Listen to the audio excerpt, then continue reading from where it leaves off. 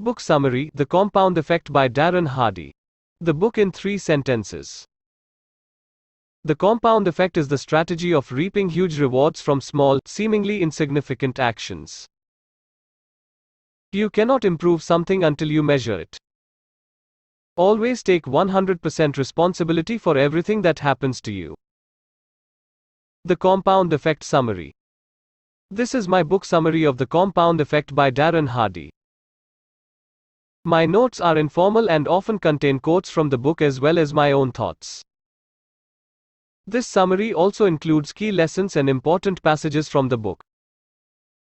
Talk about things that matter with people who care. Jim Rohn. The compound effect is the operating system that has been running your life whether you know it or not. There are no new fundamentals. Jim Rohn. Success is doing a half-dozen things really well, repeated 5,000 times. You don't need more knowledge. You need a new plan of action.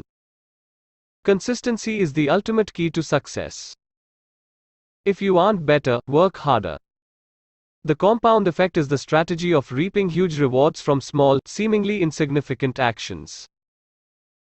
Small choices plus consistency plus time equals significant results. Tony Robbins' no man's land concept is when you're not really happy about your life, but you're not unhappy enough to do anything about it.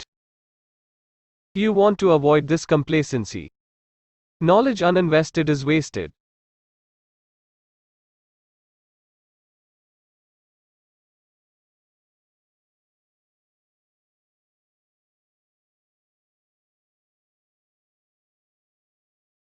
Center of all success and failure.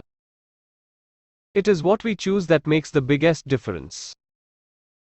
Too often we sleepwalk through our choices. We default to choices that our society and culture tells us we should do.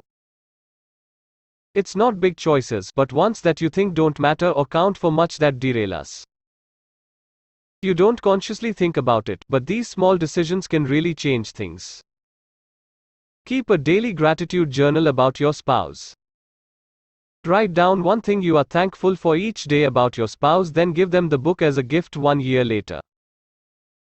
Gratitude is acknowledging there are people in your life who have done things for you that you couldn't do for yourself. What you appreciate, appreciates. You have to be willing to give 100% in your relationships. Always take 100% responsibility for everything that happens to you. You alone are responsible for your situation. Everyone has the opportunity to be lucky. If you live in a free society, you are lucky. The first step toward change is awareness. The best way to become aware is to measure. Writing it all down is key. Tracking your progress and must steps is key for long-term success. Track your behavior for at least 1 week. All winners are tracker. You cannot improve something until you measure it. Professional athletes are particularly big tracker. Tracking will revolutionize your life. The author started by tracking every financial decision in a notebook. Merely becoming conscious of your actions begins to change them. Every dollar you spend today is costing you $5 in 20 years. Because of opportunity cost from investing. Making small course corrections will result in exactly zero applause. The difference between the number 1 golfer and number 10 golfer is just 1.9 strokes. The difference prize money is huge. Start by saving 1% of your money each month. Then save 2% the next month. Continue until you are saving 10% of what you earn. Dave Ramsey, Personal Finance is 80% behavior. The earlier you start making changes, the more the compound effect works in your favor. The key to success is this: are you learning each day? No business is going to keep someone around just for showing up. You have to continually get ready. Your life is a result of your moment-to-moment choices. The older your habits are and the deeper their roots, the harder they are to change. It stands to reason that since you learned every habit you have, you can also learn new ones. If the nose of a plane is pointed just 1% off course when it leaves LA for New York, it will end up in Delaware once it gets to the East Coast.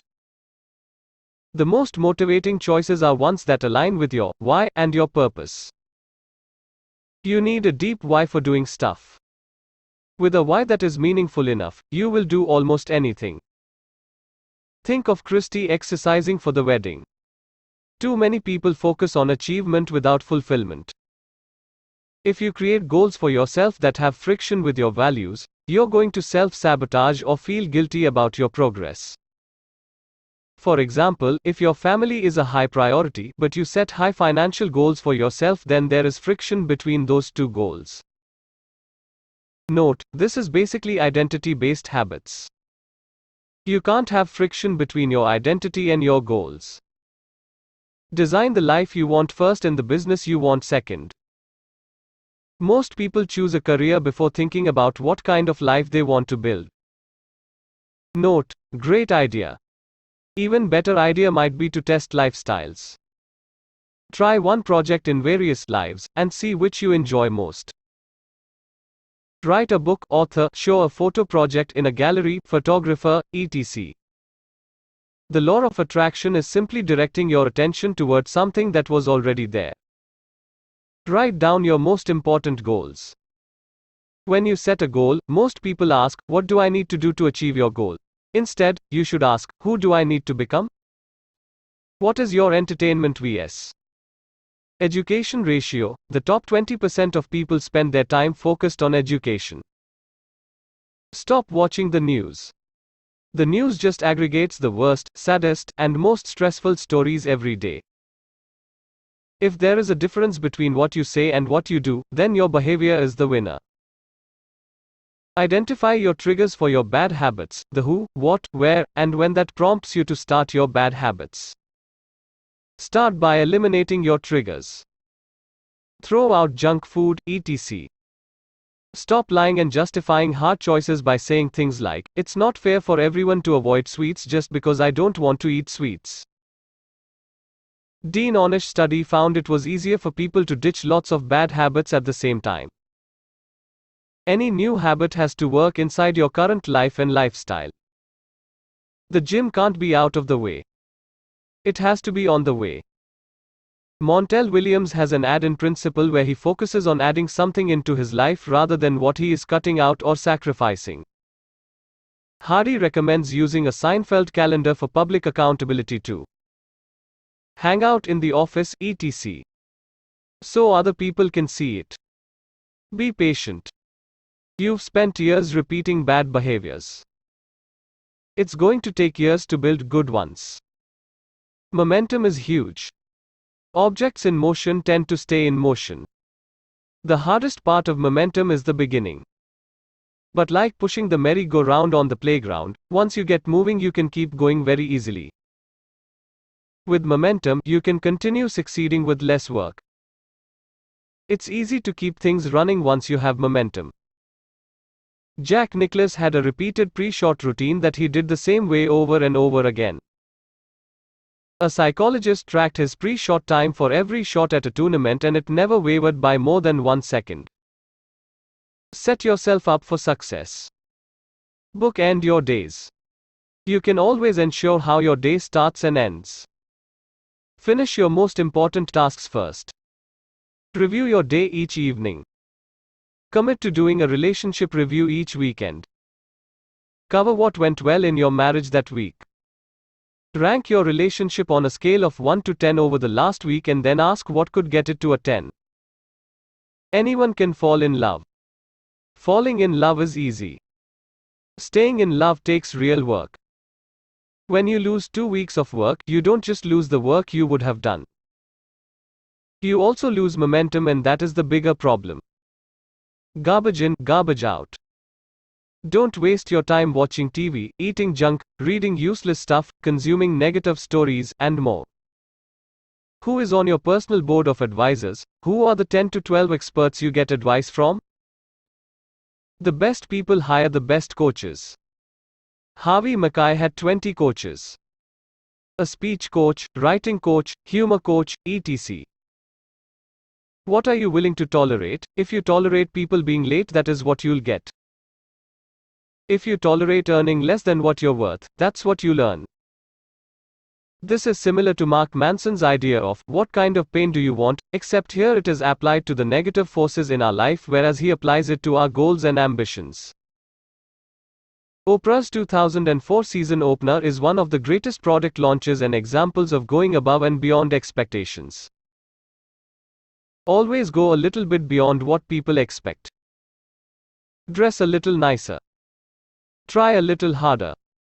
There is a difference between learning and studying. Learning leads to knowledge. Studying a topic means you are invested in it and try it out. The world already has tons of knowledge. You don't need to learn more. What you need is to study, to practice, and to take action on the knowledge you have. Reading suggestions. This is a list of authors, books, and concepts mentioned in the compound effect, which might be useful for future reading. Harvard professor David McClelland's research on reference groups.